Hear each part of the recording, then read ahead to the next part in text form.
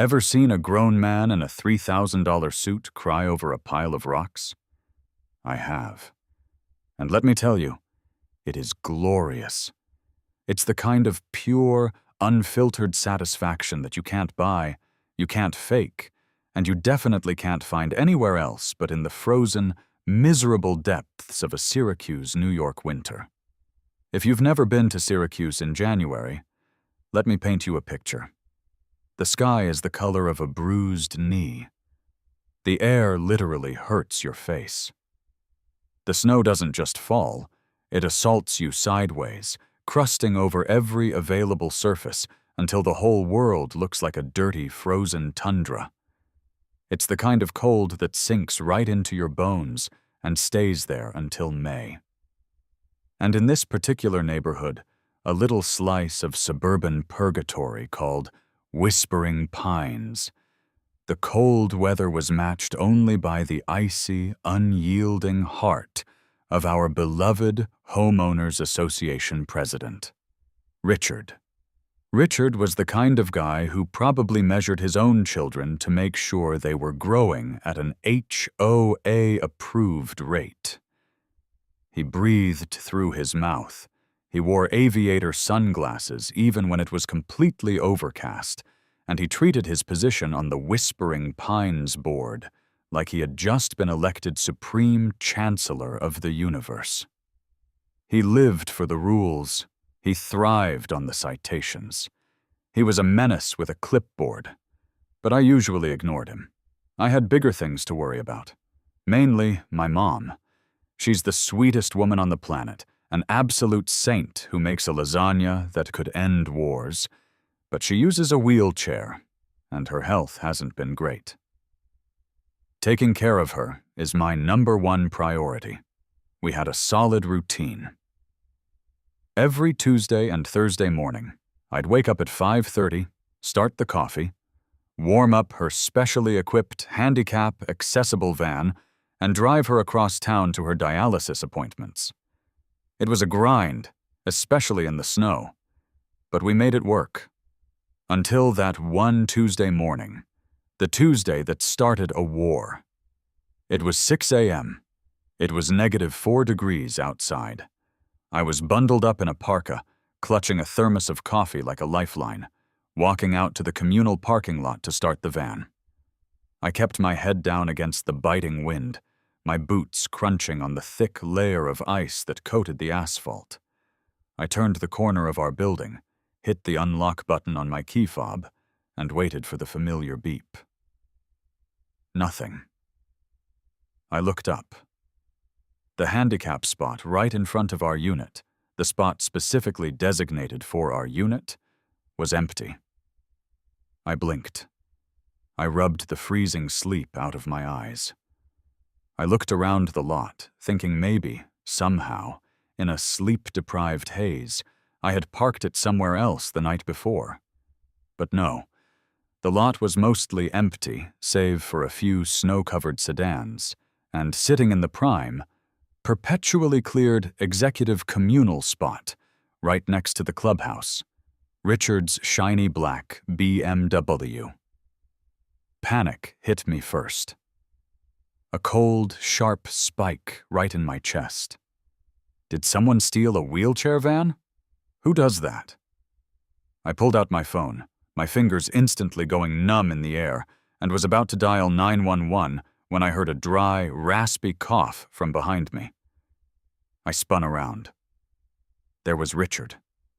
He was standing on the covered porch of the clubhouse, holding a steaming mug of coffee, wrapped in a ridiculously puffy designer coat. He was looking at me with a smirk so smug it made me want to throw my thermos at his head. "Looking for something?" Richard asked. His voice was nasally, grating, like a cartoon villain who had just successfully tied someone to the train tracks. I marched over to him, my boots slipping a little on the ice. "Richard, where is my van?" He took a slow, agonizing sip of his coffee. "Well, that depends. Are you referring to the vehicle that was illegally parked in violation of Whispering Pines CC and RS Section 3, Paragraph B. Illegally parked? I yelled, the wind whipping the words away almost instantly. It was in our designated handicap spot. The spot with the giant blue wheelchair painted on it, Richard. Ah, yes, he said, pulling a folded piece of paper from his pocket. He didn't unfold it, he just tapped it against his chin. But you see, the left rear tire of the vehicle was resting approximately 2 inches over the white boundary line. 2 inches. That encroaches on the communal access aisle. It's a safety hazard. I had it towed. I stared at him. I literally felt my jaw drop. The cold didn't even register anymore. I was burning up with pure, unadulterated rage. 2 inches? You towed a legally registered mobility vehicle at 6 in the morning in -4-degree weather because the tire was touching a line buried under 3 inches of snow. Rules are rules, Richard said smoothly, entirely unbothered. If we let 2 inches slide, next thing you know, it's a foot. Then it's total anarchy. You can pick it up at Bob's Towing over on Erie Boulevard. I suggest you hurry. Their daily storage fees are quite steep. He turned around and walked back inside the warm, brightly lit clubhouse, the heavy oak door clicking shut with a finality that echoed in the quiet morning. I stood there for a full minute, shaking. Not from the cold. From the absolute sheer audacity. My mom needed that van. She needed her appointment. And this power-hungry clipboard warrior had just jeopardized her health over an imaginary boundary line. The next 3 hours were a nightmare. I had to call an incredibly expensive, wheelchair-accessible medical transport service just to get my mom to the clinic, watching her apologize to me the whole time like she had done something wrong. Then, I had to take an Uber across the city to Bob's Towing. Let me tell you about Bob's Towing. It's a bleak, chain-link fenced lot tucked under an overpass, entirely paved with broken glass, frozen mud, and despair. The trailer that served as the office smelled aggressively of stale cigarettes, cheap pine air freshener, and wet dog. The guy behind the bulletproof glass didn't even look at me. He just slid a greasy piece of paper under the slot. $450, he grunted. $450? I sputtered. It's been here for like 4 hours. Hook fee, transport fee, oversized vehicle fee, administrative fee, and an early processing fee, he rattled off, entirely deadpan. Cash or card? Card carries a 5% surcharge. I paid it. I felt physically sick handing over my debit card. That was our grocery money. That was the electric bill. All gone because Richard had an ego trip before his morning coffee. I drove the van back to Whispering Pines in total silence, my knuckles white on the steering wheel. I didn't say a word when I parked it perfectly, exactly dead center in the lines. I went upstairs.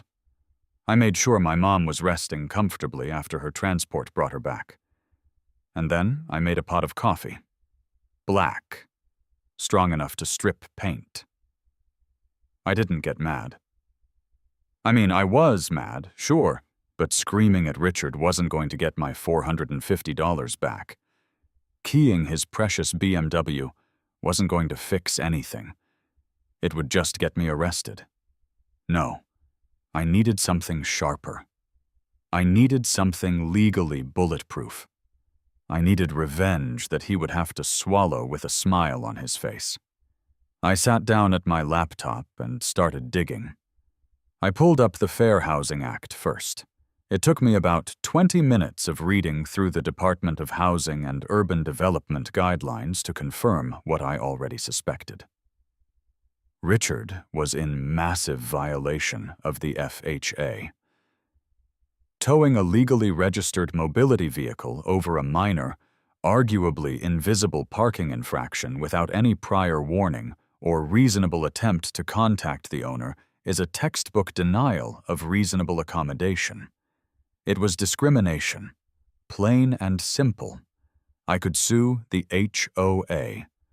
I could file a massive complaint with HUD, drag them through civil rights tribunals, and eventually, maybe in 2 years, win a settlement. But 2 years was too slow. 2 years didn't help the fact that I was out $450 right now. 2 years didn't satisfy the burning need to see Richard absolutely lose his mind. I needed an immediate, devastating, and entirely compliant form of payback.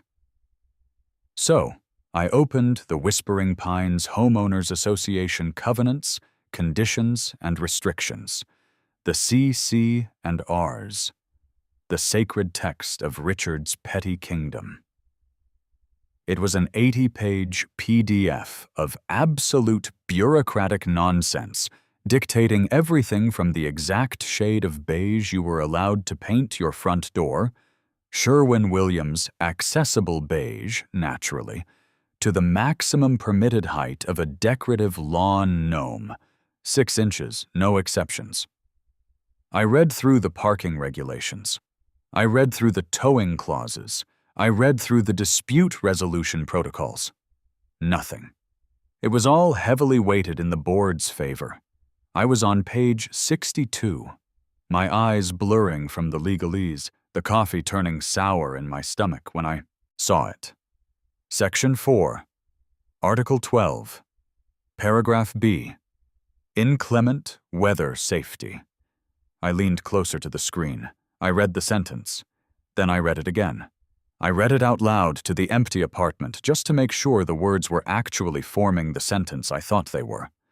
It read, verbatim, "In the interest of community safety and liability prevention, residents are actively encouraged and authorized to apply approved traction materials, including, but not limited to, sand, salt, or gravel, to communal parking surfaces during periods of expected ice or snow to ensure the safety of pedestrians and motor vehicles."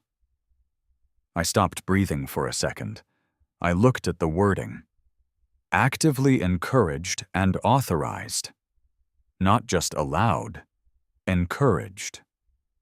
Approved traction materials. It specifically listed gravel. Communal parking surfaces. It didn't specify which communal surface. It didn't specify whose parking spot.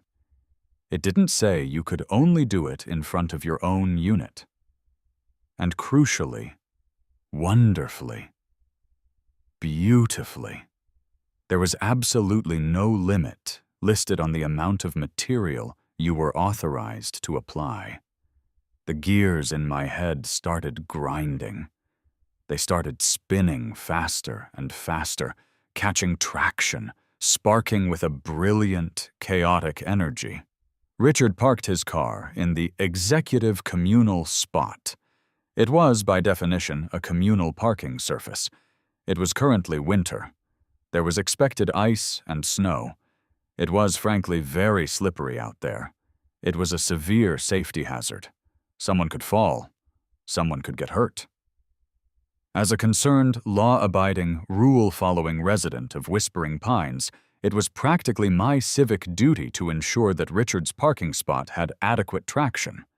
It needed a lot of traction. I closed the HOA document and opened up a new tab. I needed to make sure this wasn't just an HOA loophole, but a legally protected maneuver. I navigated to the local Syracuse city zoning and environmental codes. I spent the next 2 hours diving deep into the New York State Department of Environmental Conservation, NYSDEC, stormwater management regulations. Living in a place that gets hundreds of inches of snow a year means the city is obsessed with runoff. When the snow melts, all the salt, motor oil, and chemicals from the parking lots wash straight into the city drains and out into Onondaga Lake. The city hates this. The EPA hates this. And right there, buried in Chapter 14, Section 8 of the Municipal Environmental Code, I found my golden ticket. the city actively offers expedited, automatic approval environmental permits for citizens establishing temporary stormwater runoff mitigation zones. How do you establish one? By utilizing permeable aggregate materials, like crushed stone or gravel, to create a filtering barrier over paved surfaces during the winter months, slowing down the chemical runoff. I started laughing, a low, manic chuckle that echoed in the quiet kitchen. It was too perfect. It was a flawless alignment of bureaucratic incompetence. I clicked Apply for Permit. I filled out the online form. I designated the exact geographical coordinates of the Whispering Pines Executive Communal Spot. I classified the project as an Emergency Permeable Aggregate Traction and Mitigation Application. I paid the $14 filing fee. 3 minutes later, an automated email hit my inbox with a fully authorized, watermarked official county environmental permit. I printed it out. I printed out the HOA bylaw. I printed out the HUD guidelines regarding the Fair Housing Act and mobility vehicles. I printed out the $450 towing receipt. I took all these papers and slid them neatly into a crisp, clean manila folder. I placed the folder on my kitchen counter. It looked like a bomb waiting to go off. The weather forecast was calling for a massive, brutal deep freeze moving in on Tuesday night. Temperatures dropping to -10. A solid sheet of ice predicted for the entire county. It was time to get to work. It was time for some traction. Honestly, finding a guy willing to deliver a literal mountain of rocks before the sun comes up in the middle of a Syracuse blizzard is exactly as difficult as it sounds.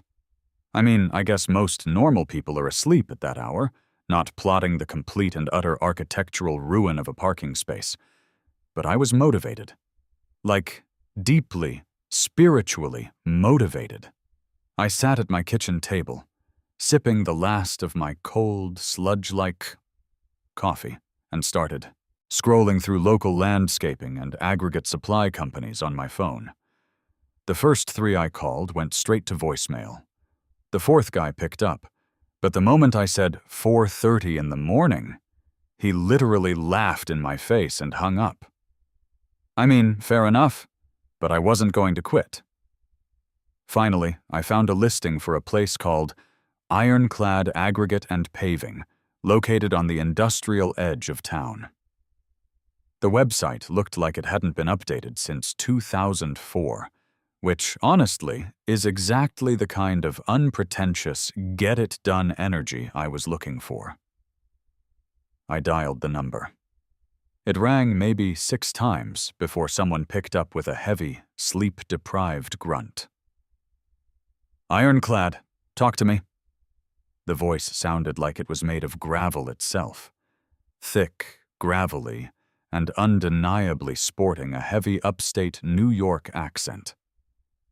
"Hey, yeah, I'm looking to schedule a delivery," I said, trying to sound as casual as possible.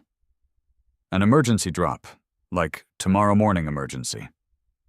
"Emergency gravel?" the guy asked, sounding mildly amused. "What, your driveway flowed away, buddy?" "Something like that," I said. "Are you Mike?" "Big Mike," he corrected. "What do you need, and where's it going?" I took a deep breath. "I need crushed river rock, specifically the sharp, angular kind that doesn't wash away easily. And I need 4 tons of it." There was a long pause on the other end of the line. I could hear a lighter flicking and someone taking a drag of a cigarette. 4 tons, Big Mike repeated slowly. "Buddy, you building a medieval fortress over there, or what? 4 tons of crushed stone is going to cover a massive area. Where exactly is this going?" "Whispering Pines Clubhouse," I said. "Specifically, the 3 parking spots reserved for the HOA board, the executive communal spots. It's for traction." Another pause. Then a low, rumbling chuckle started on Big Mike's end, escalating into a full-blown belly laugh. Traction? Buddy, that's enough traction to stop a freight train. You're gonna bury those spots under 3, maybe 4 feet of rock. You got a permit for this level of petty? Because I ain't getting my trucks impounded by the city because you got a beef with your condo board. Actually, Mike, I said, unable to keep the smirk out of my voice, I literally do.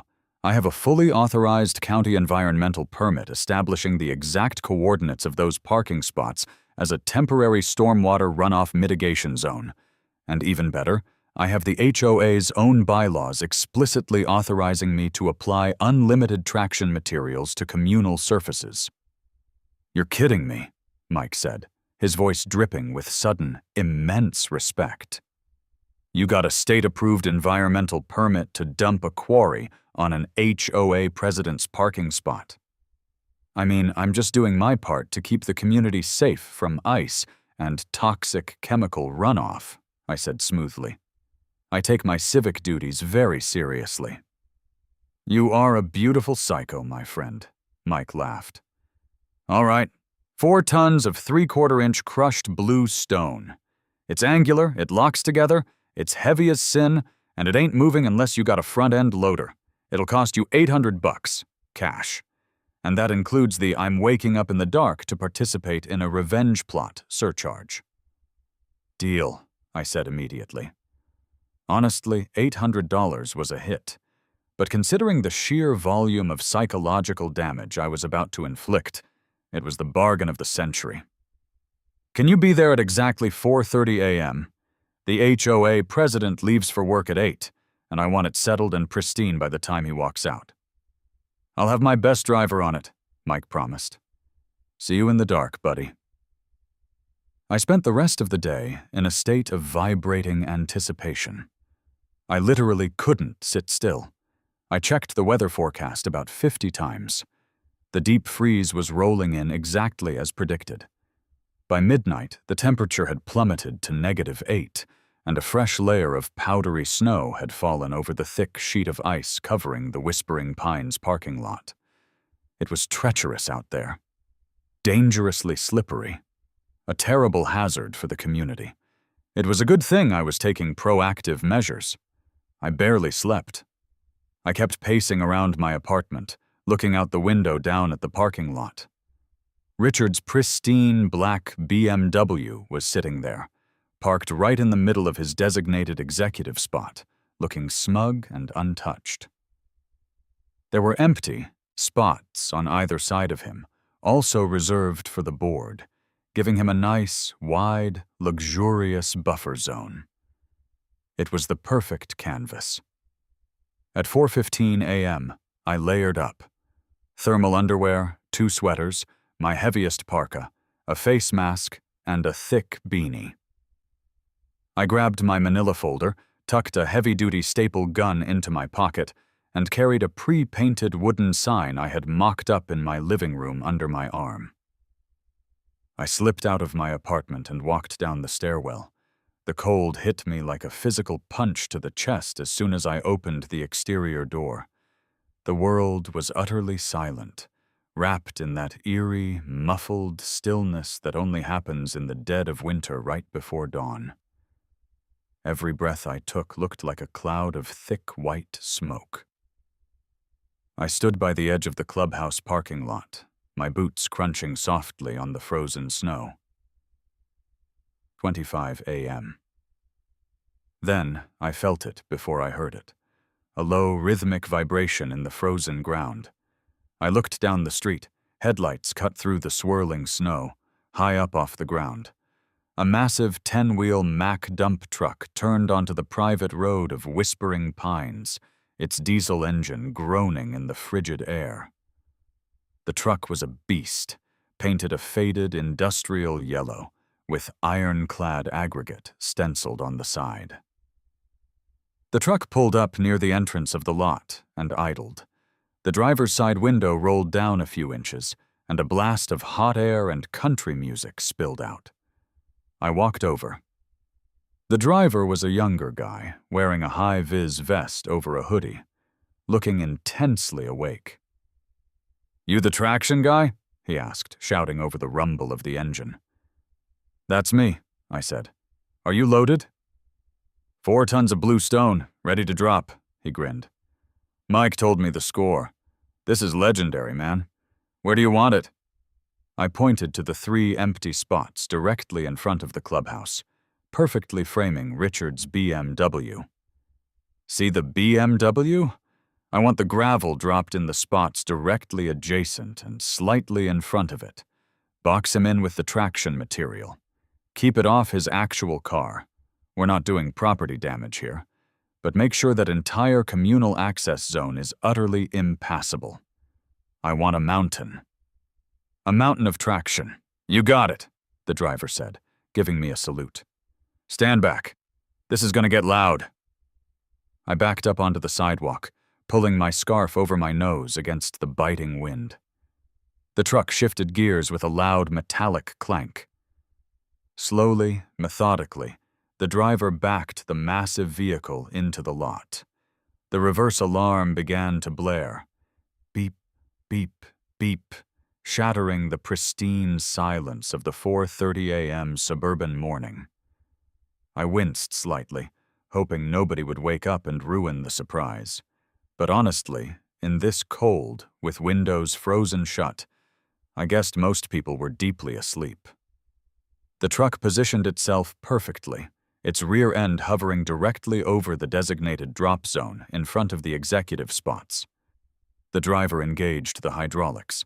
There was a mechanical whine, a deep groan of metal, and the enormous bed of the dump truck began to rise. Higher and higher it tilted, angling toward the sky. I could see the massive payload of gray, crushed rock shifting inside. And then, the tailgate unlatched. It sounded like a localized earthquake. Thousands of pounds of solid rock poured out in a torrential, deafening avalanche. The impact shook the ground beneath my boots. A massive cloud of stone dust exploded into the frigid air, mixing with the falling snow. The rocks tumbled and cascaded, burying the icy asphalt, swallowing the painted white lines, and violently piling up into a jagged, impassable peak. The driver pulled forward slightly, letting the rest of the payload drag out, extending the mountain across the width of the 3 parking spots. The noise was incredible. A sustained, roaring crash of stone on stone. When the bed was finally empty, the truck lowered it with a heavy thud. The dust began to settle. I walked over to inspect the work, and I literally gasped. It was magnificent. 4 tons of gravel is a lot of gravel. It had formed a sprawling, jagged mountain range roughly 4 feet high and 15 feet wide, completely dominating the executive parking zone. The pile cascaded right up to the front bumper of Richard's BMW, trapping the vehicle entirely. There was no physical way a car could drive over it. There was no way to shovel it by hand. The blue stone was chunky, heavy, and locked together like a puzzle. It was a permanent-looking geological feature in the middle of Whispering Pines. The driver rolled down his window one last time. "How's that for safety, boss?" "It's the safest parking lot in Syracuse," I yelled back, genuinely smiling for the first time all week. "Thanks, man. Drive safe." "You too. Good luck with the board," he laughed, rolling up the window and shifting the massive truck into drive. The engine roared, and the truck slowly rumbled out of the complex, leaving me alone in the freezing dark with my masterpiece. I took a moment just to admire it. The sheer, overwhelming scale of it. It was so petty, yet so monumentally undeniable. I walked up to the largest peak of the gravel mountain, right in front of Richard's trapped car. I took the wooden sign I had made and shoved the stakes deep into the loose rocks until it stood firm. The sign was painted bright, high-visibility yellow. In crisp, black, stenciled letters, it read, "Warning, severe ice hazard. Courtesy traction materials provided by a concerned resident. Authorized via HOA CC&R. Section 4.1, 2.b. Stay safe, Whispering Pines." I stepped back, pulled out my phone, and snapped a few pictures with the flash on, just to document my glorious civic contribution. I made sure to get the sign, the mountain of rocks, and the terrified-looking BMW trapped behind it in the frame. My toes were entirely numb by this point, and my eyelashes had actual ice crystals forming on them. But I didn't care. The adrenaline was keeping me warm. I walked back to my building, slipped inside, and headed up to my apartment. I checked on my mom. She was sleeping soundly, completely unaware that her son had just drastically altered the local topography in her honor. I went into the kitchen, made a fresh pot of coffee, and sat down by the window overlooking the lot. The sun wouldn't be up for another 2 hours. Richard usually left for his very important corporate job at exactly 8 a.m. I set my folder of documents on the table, pulled up a chair, and waited for the sunrise. Let the games begin. Honestly, waiting those next 3 hours was legitimately the longest stretch of my entire life. I just sat there by my frozen apartment window, clutching my third mug of coffee, watching the sky turn from pitch black to this bruised, miserable purple, and finally to a blinding, icy gray. I mean, the anticipation was literally eating me alive. I felt like a kid on Christmas morning, if Christmas involved 4 tons of crushed blue stone and the impending psychological collapse of a middle-aged middle manager. The neighborhood of Whispering Pines slowly started to wake up around 7. A few people emerged from their units, wrapped up like mummies, heads down against the brutal wind as they hurried to their cars. I watched from my third-floor vantage point as a lady from Building C, I think her name was Brenda, the one who always complained about the pool temperature, stopped dead in her tracks when she saw the parking lot. I mean, she literally dropped her tote bag into the snow. She just stood there, staring at the sheer, undeniable majesty of the gravel mountain. She pulled out her phone, snapped a picture, and then practically sprinted to her Honda Civic, probably to post it on the community Facebook group. I was low-key thrilled. The audience was assembling. By 7:45 a.m., my leg was bouncing up and down so fast I was practically vibrating. I went to the kitchen, grabbed my crisp manila folder of doom, and tucked it under my arm.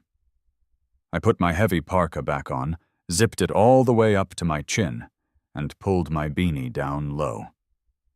I guess I wanted to be right there on the ground floor when the main event kicked off. I walked down the stairwell, my boots making dull thuds on the concrete, and pushed open the heavy glass door leading out to the courtyard.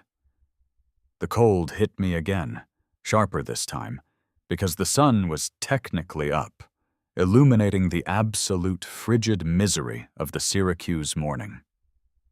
I stood on the edge of the sidewalk, leaning casually against a frozen lamppost, about 30 feet away from the executive parking spots. And then, at exactly 7:56 a.m., the heavy oak door of the clubhouse swung open. Enter Richard. He was dressed for success, if success meant looking like an extra in a bad 1980s ski movie. He had on this sleek, tailored dark wool overcoat that probably cost more than my first car, a cashmere scarf wrapped perfectly around his neck, and those ridiculous aviator sunglasses, even though the sky was the color of dirty dishwater. He had a leather briefcase in one hand and a travel mug in the other.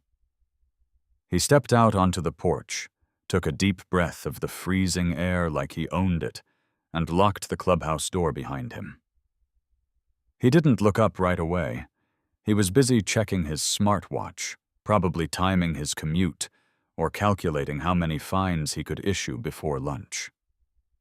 He started walking down the salted pathway toward his designated spot, his expensive leather dress boots clicking sharply on the concrete. I literally held my breath. I didn't want to make a sound. I wanted to absorb every single millisecond of what was about to happen. Richard rounded the corner of the tall, snow-covered hedges that separated the walkway from the parking lot. He took one step into the lot. Then he took another step. And then he stopped. He stopped so abruptly it looked like he had walked face first into an invisible brick wall. His entire body went completely rigid. He just stood there. 10 feet away from his pristine, shiny black BMW, or rather 10 feet away from the massive, jagged, 4-foot-high, 15-foot-wide geological anomaly that was currently holding his BMW hostage. For a solid 30 seconds, there was absolutely no movement, no sound.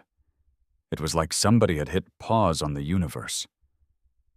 Richard just stared at the mountain of blue stone. He slowly lowered his travel mug. His mouth fell open, forming a perfect, silent O of pure, unadulterated shock. I couldn't help it. A small, involuntary snort of laughter escaped my lips. Richard's head snapped toward me. Even behind those stupid aviators, I could feel the absolute laser beam intensity of his confusion and rising panic. He looked back at the gravel, then back at me, then back at the gravel. "What?" he started. His voice was breathless, high-pitched, barely a squeak over the wind. What is this?" I casually pushed myself off the lamppost and took a few steps closer, making sure to stay safely on the sidewalk.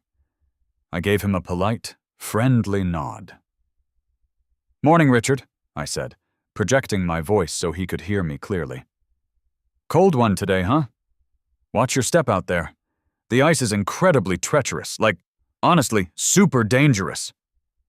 He ignored me. He took a few hesitant steps toward the gravel mountain, like he thought it might be a mirage that would vanish if he got close enough. He reached out a gloved hand and tentatively touched one of the jagged blue stones. It didn't vanish. It was cold, hard, and undeniably real.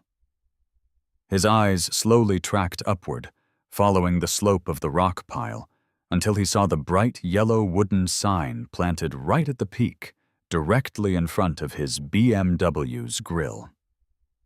He leaned in. I watched his lips move as he silently read the stenciled words. "Warning: severe ice hazard. Courtesy traction materials provided by a concerned resident. Authorized via HOA, CC, and R, Section 4.12.B. I watched the exact moment his brain processed the information. It was like watching a computer blue screen. His face, already pale from the cold, turned a violent, blotchy shade of magenta. His shoulders started to shake. "You," he whispered. Then louder. "You!" He spun around to face me, dropping his briefcase into the snow. "You did this! You dumped a quarry on my car!" "I didn't dump anything on your car, Richard," I said, keeping my tone incredibly level and customer service friendly. "If you look closely, the traction material is entirely contained within the communal access zone. Not a single pebble is touching your vehicle." I was very specific with the contractor about avoiding property damage. "Contractor?" Richard shrieked. He was literally spitting as he yelled, little drops of saliva freezing in the air. "You hired a contractor to bury my parking spot? Are you insane? Are you actually out of your mind?" "I'm proactive, Richard," I corrected him, taking a sip from my own thermos. I noticed yesterday morning, when you so graciously had my mother's wheelchair van towed, that you were deeply, deeply concerned about safety and the strict adherence to the rules. It got me thinking. I realized that this icy parking lot is a massive liability, so I took it upon myself to consult the bylaws. I tapped the manila folder under my arm. Section 4.12.b. I guess you're familiar with it, being the president and all. It actively encourages residents to apply approved traction materials to communal surfaces. And honestly, looking at how slick it is out here, I figured we needed a robust application. "This isn't an application!" Richard screamed, waving his arms wildly at the mountain. "This is an avalanche. This is vandalism. This is domestic terrorism. You've trapped my car!" "I've secured the perimeter for maximum pedestrian safety," I replied smoothly. "You can't put a price on human life, Richard. Or on a broken hip." "I'm calling the police!" he bellowed, digging frantically into his overcoat pocket for his phone. "You're going to jail. You're going to federal prison. I'm going to sue you for everything you're worth." "You do what you gotta do, Richard," I said, leaning back against the lamppost and crossing my legs. "I'll wait." Honestly, I was thrilled. This was exactly what I wanted. I wanted it on the record. I wanted the authorities involved. I watched as Richard aggressively punched 911 into his phone, pressing the device so hard against his ear I thought he might crack the screen. "Yes, police! I need an officer at the Whispering Pines clubhouse immediately!" he yelled into the phone, pacing back and forth in front of the gravel like a caged, very cold animal. "I am the victim of a targeted malicious attack! A resident has barricaded my vehicle with thousands of pounds of construction debris.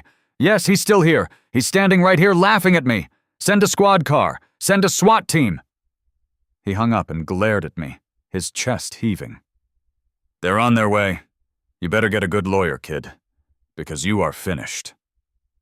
We stood there in the freezing cold for about 12 minutes. It was the best 12 minutes of my week. More neighbors were starting to come out now. A guy named Dave from Building A, who drove a massive pickup truck and always hated Richard's guts, walked by walking his golden retriever.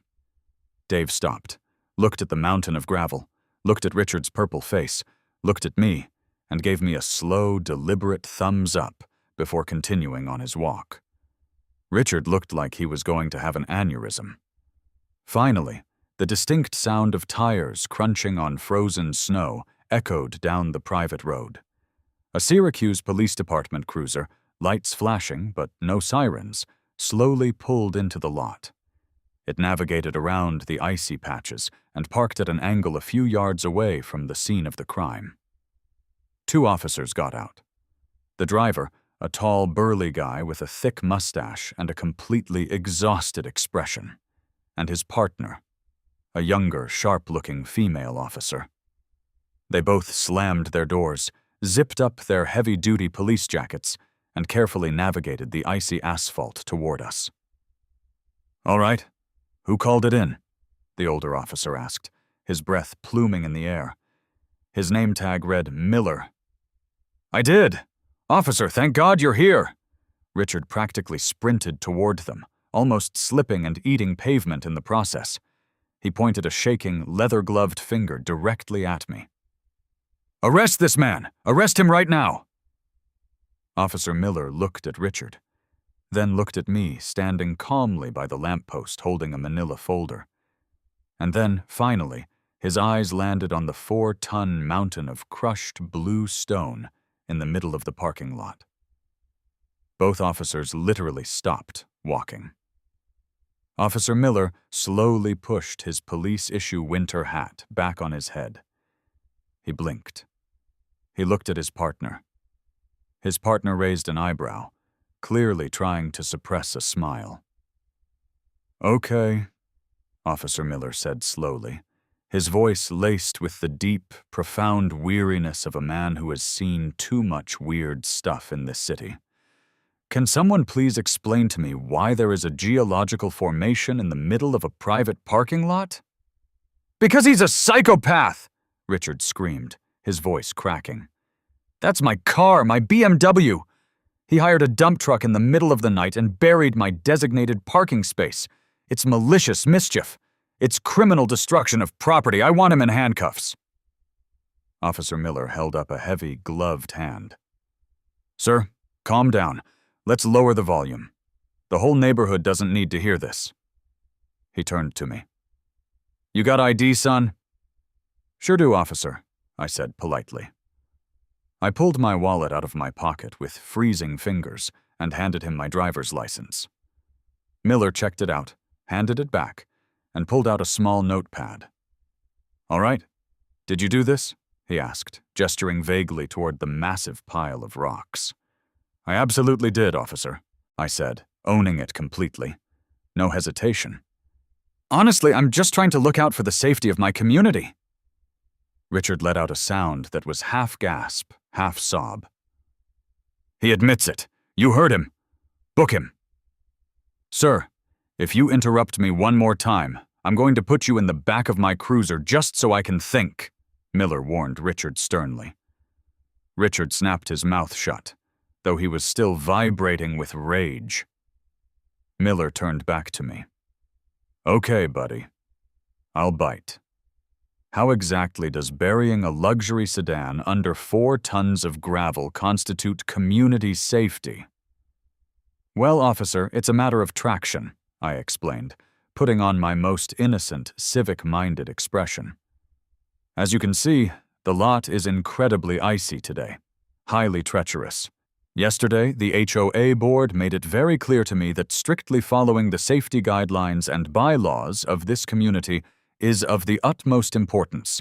Zero tolerance for infractions. I opened my manila folder. I pulled out the crisp, printed copy of the Whispering Pines CC&Rs.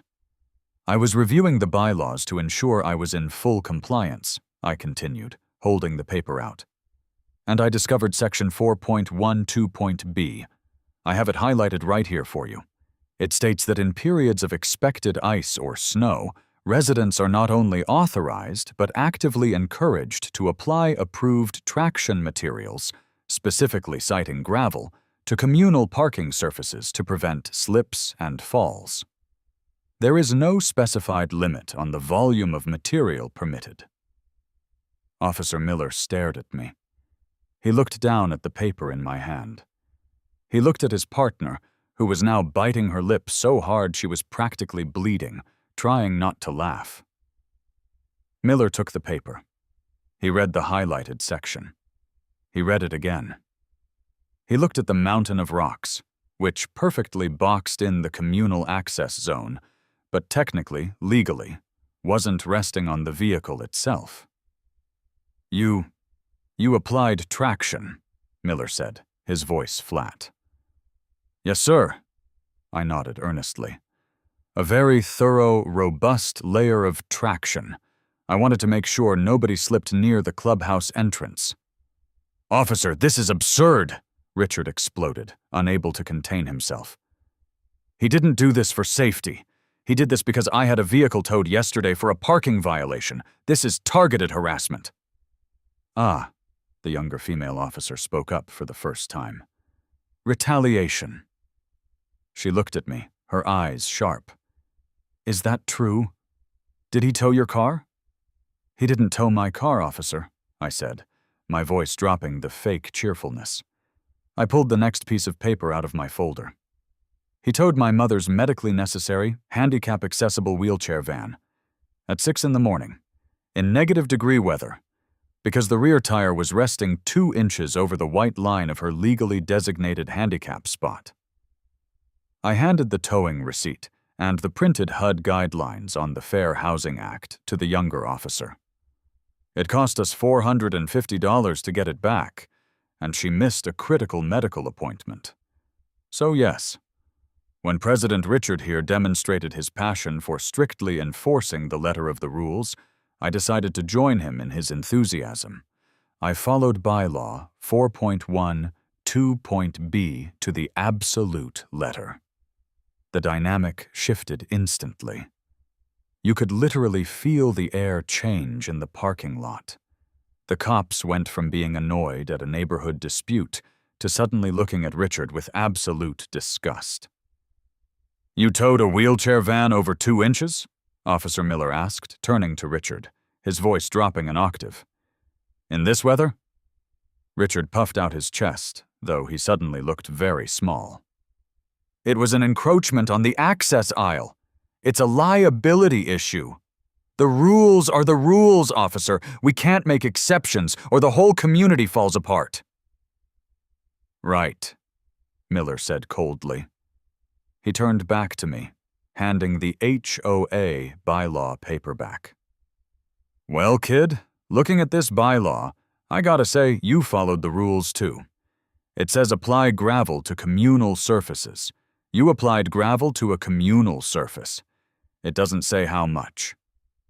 "Exactly," I said, fighting a massive grin. "And I made sure not a single stone touched his actual property. I'm well aware of the criminal statutes regarding property damage, officer. This is entirely contained within the HOA's communal asphalt." Wait, Richard stammered, panic flooding his eyes. "You're not going to arrest him? He barricaded my car. I can't get to work. This is illegal." "Actually, Richard, it's not," I chimed in, pulling my final, ultimate trump card out of the manila folder. The pièce de résistance. "Officer, if I may? Just to ensure that I was completely above board, I also went ahead and registered this specific traction application with the county."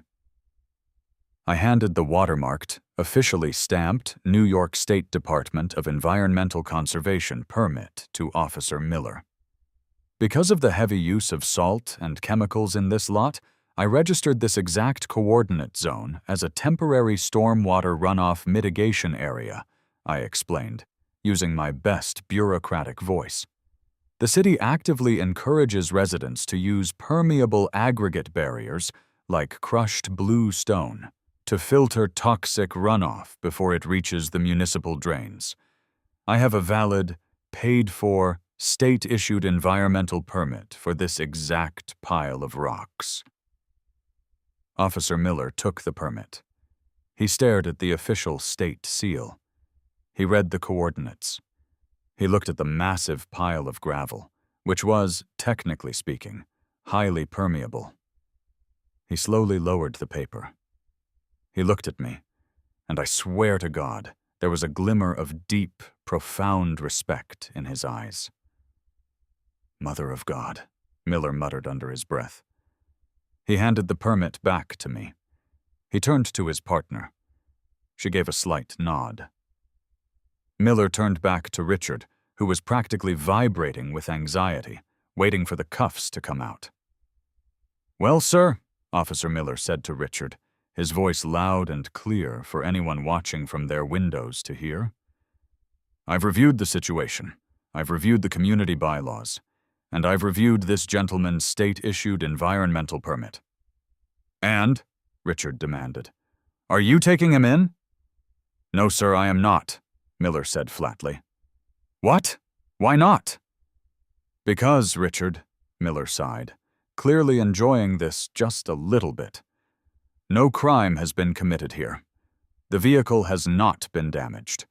The asphalt is community property, and according to your own rulebook, applying this material is authorized. Furthermore, this gentleman has a state permit declaring this pile of rocks an environmental necessity." "But I can't move my car," Richard shrieked, pointing wildly at the trapped BMW. "Then I suggest you buy a shovel, sir," the female officer chimed in, her face deadpan. "Or call a cab." "This is outrageous! I demand to speak to your captain," Richard yelled, stepping toward the officers. Officer Miller took a step forward, his hand resting casually near his utility belt. The weariness was gone, replaced by hard authority. "You can call whoever you want, sir. But I'm telling you right now, as a representative of the Syracuse Police Department, that this is not a criminal matter, This is a civil dispute between residents over the interpretation of HOA bylaws. The police do not enforce HOA rules. We enforce the law. And right now the law says he's got a permit, and you've got a problem." Miller turned to me. "You have a good day, son. Stay warm." "You too, officers. Thanks for coming out," I smiled. "Let's go," Miller said to his partner. They turned their backs on a sputtering, hyperventilating Richard, walked carefully back across the ice, got into their cruiser, and drove away. I stood there for a moment, just soaking in the absolute silence that followed. The cops were gone. The gravel remained. And Richard was completely, utterly broken. I slowly closed my manila folder and tucked it under my arm. I looked at Richard. He was staring at the mountain of rocks, his hands trembling at his sides. The reality of his situation was finally settling in. He couldn't arrest me. He couldn't sue me. He was completely trapped by his own absurd bureaucratic system. "Like I said, Richard," I called out gently, as I turned to walk back to my apartment. "The ice is treacherous today. Drive safe." Honestly, I've never seen a man look so defeated by geology. But the game wasn't quite over yet. I knew Richard wouldn't just grab a shovel. He was a guy who paid people to solve his problems. He was going to try and hire his way out of this. But I had prepared for that, too. I walked back upstairs, poured another cup of coffee, and sat by the window. I had a feeling the real show was just about to start. I wasn't back in my apartment for more than 45 minutes before the cavalry arrived. I literally just poured my 4th cup of coffee and was about to sit down when I heard the heavy, grinding rumble of a massive diesel engine echoing through the complex. I looked out the window. Down below, rolling into the Whispering Pines parking lot like a tank, was a monstrous, bright red Ford F-350 equipped with a heavy-duty commercial-grade Boss snowplow on the front and a massive salt spreader in the back. The side of the truck said, "Tommy's Winter Solutions." Richard was standing next to his trapped BMW, waving his arms frantically like he was trying to flag down a rescue chopper on a desert island. He looked half frozen, his designer coat dusted with snow, his face still that spectacular blotchy shade of magenta. The plow truck pulled up right in front of the gravel mountain. The driver, a guy in a heavily insulated Carhartt suit with a thick beard, hopped out of the cab.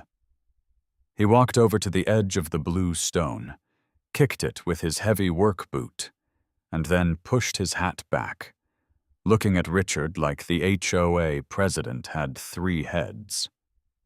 I mean, honestly, I couldn't blame him. You don't usually call a snowplow to move a quarry.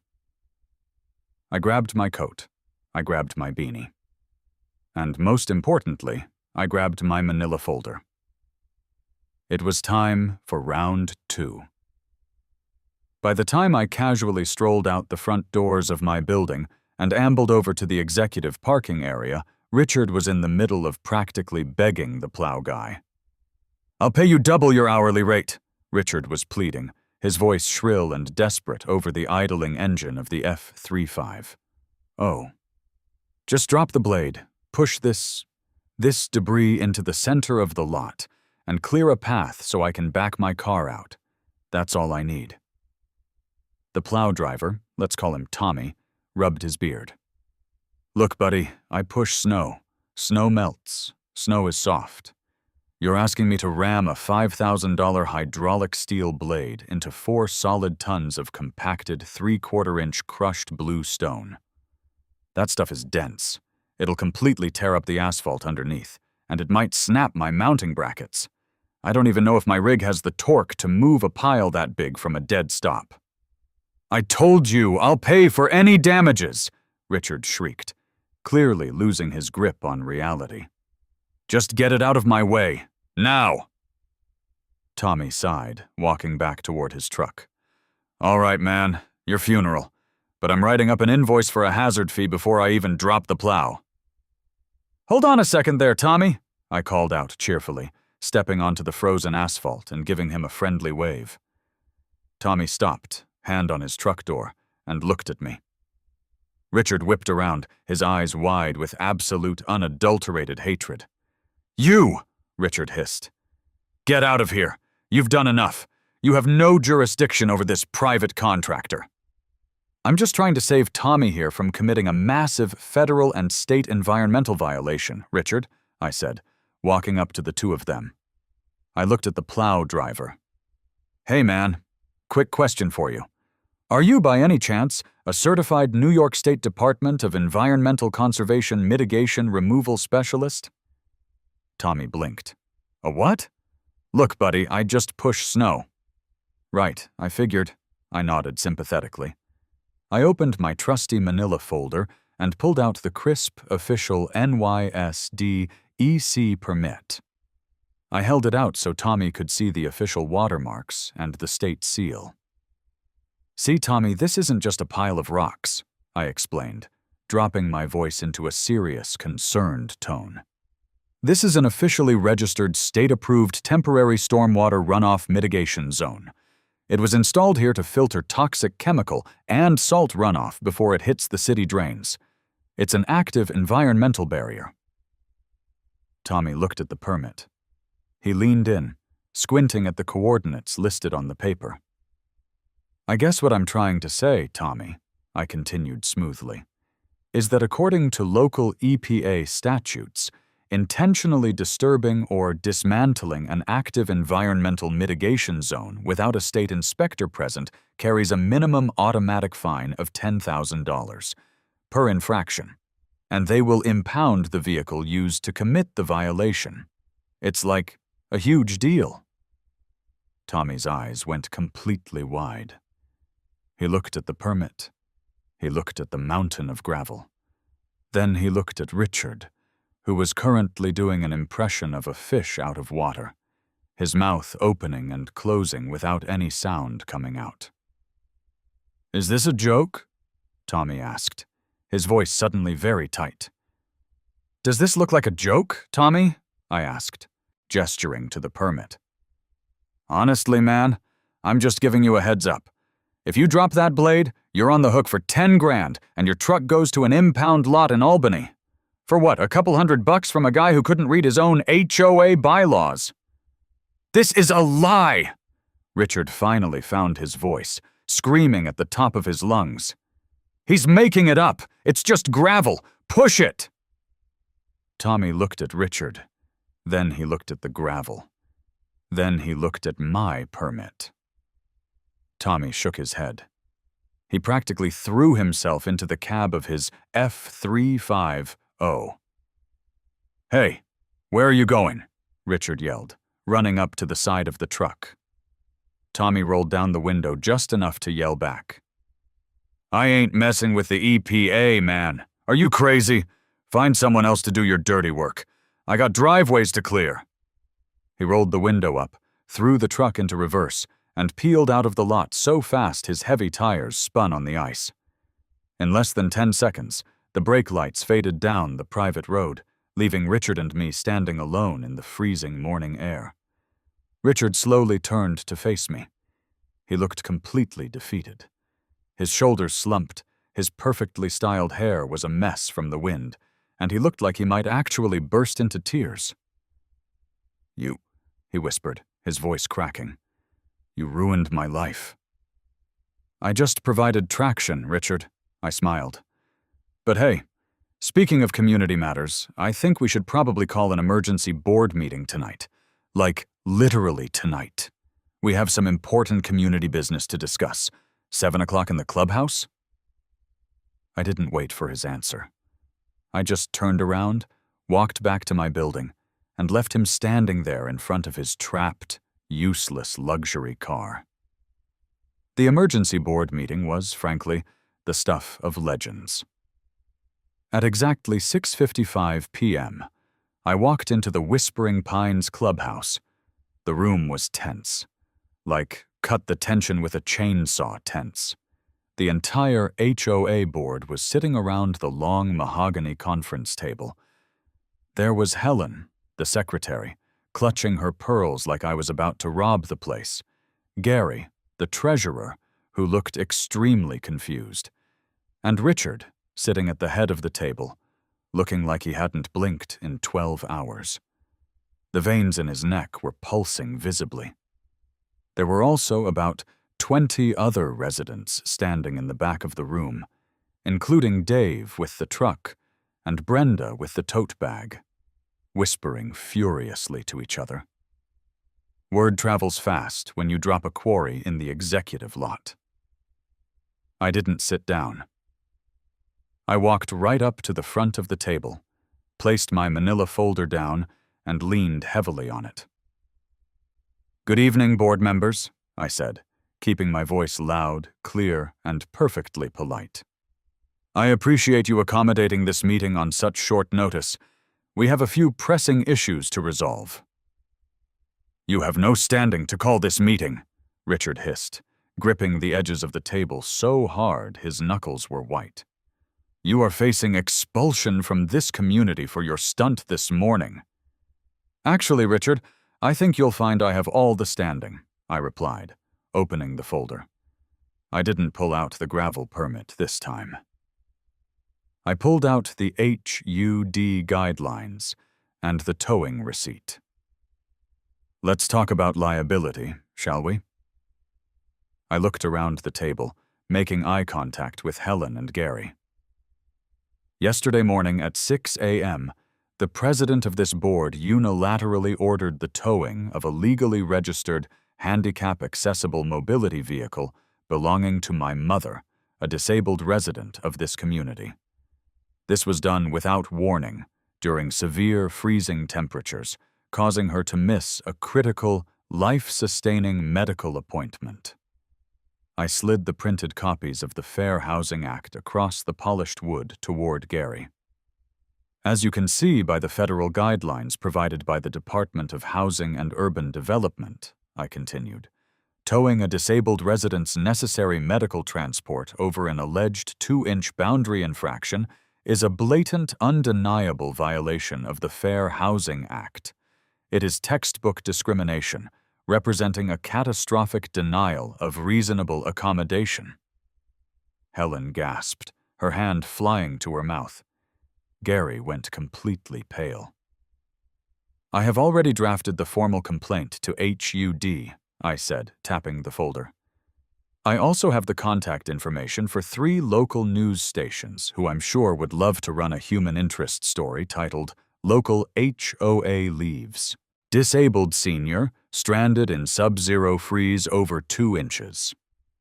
And of course, I am prepared to retain counsel and sue this board, and its members individually, for civil rights violations, emotional distress, and financial damages." The silence in the room was absolute. You could have heard a pin drop. The residents in the back of the room were staring at Richard in absolute horror. That's not true," Richard stammered, looking around desperately for support. "It was an encroachment. It was a hazard." "It was a federal crime, Richard," I corrected him sharply. "And right now, this entire board is on the hook for it." Gary, the treasurer, swallowed hard. What do you want? To make this go away?" "I thought you'd never ask, Gary," I smiled warmly. I pulled out a single, typed sheet of paper. "My terms are very simple and non-negotiable. First, I require full, immediate reimbursement for the $450 towing fee. And because the HOA General Fund shouldn't suffer for the president's reckless, illegal behavior, Richard will be paying me that $450 out of his own personal checking account. Tonight." Richard looked like he was going to vomit. "I will do no such thing." "Richard, shut up," Gary snapped. I literally think it was the first time Gary had ever spoken back to him. "Second," I continued, unbothered, "I require an immediate, unanimous vote to append the HOA bylaws. My mother's designated handicap spot is to be granted permanent, untouchable immunity from all community towing regulations. No one touches her van, ever, for any reason. Agreed, Helen said instantly, nodding her head vigorously. Absolutely agreed. We second the motion. Motion passed. Thank you, Helen. You're very efficient, I said. And finally, item number 3. We need to address the geological feature currently occupying the executive parking zone. Richard let out a pathetic whimper. As I explained to the police and to the private contractor Richard tried to illegally hire, I said, addressing the room, that gravel is a state-registered environmental mitigation zone. Therefore, it cannot be moved with heavy machinery, plows, or loaders without risking a massive $10,000 fine from the EPA for disturbing the underlying infrastructure and causing chemical runoff. I paused for dramatic effect. So, to properly and legally remove the traction material, the board will need to hire a certified city environmental inspector to supervise the cleanup, and the cleanup must be done manually, by hand, with shovels and wheelbarrows, ensuring the asphalt is completely undisturbed. Gary did the math in his head. That's going to take days. And hiring an inspector? That's going to cost thousands. I guess the board should have considered the financial implications before declaring war on a wheelchair van, I shrugged. But those are my terms. You have until I finish my coffee to decide. I pulled out a travel mug from my coat pocket and took a slow, agonizing sip. It didn't even take them 30 seconds. Gary and Helen practically forced Richard to write me a personal check right there on the mahogany table. His hand was shaking so badly he could barely sign his name. Helen typed up the bylaw addendum, granting my mom's van permanent diplomatic immunity right there on her laptop, and emailed it to the entire community before I even left the room. It was a total, unconditional surrender. The aftermath over the next week was, honestly, the greatest free entertainment I've ever experienced. True to the agreement, the board had to hire a specialized crew to manually remove the 4 tons of gravel. Because they couldn't use machinery, they had to hire 4 guys in high-vis vests to literally stand out there in the freezing, biting wind with snow shovels and heavy-duty wheelbarrows, scooping the blue stone load by agonizing load, and carting it down the street to a legal disposal dumpster. And standing right there next to them, every single day for 3 days, was a city environmental inspector in a warm parka, sipping a coffee, watching them like a hawk to ensure they didn't scratch the sacred HOA asphalt or disturb a single drain grate. They paid the inspector $95 an hour. And Richard? Because his car was completely boxed in and couldn't be driven out until the very last pebble was removed on day 3, he had to take an Uber to work.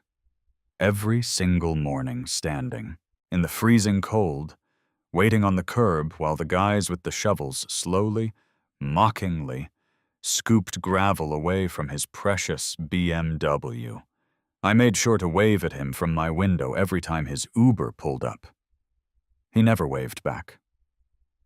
My mom's van, meanwhile, sat safely in her spot.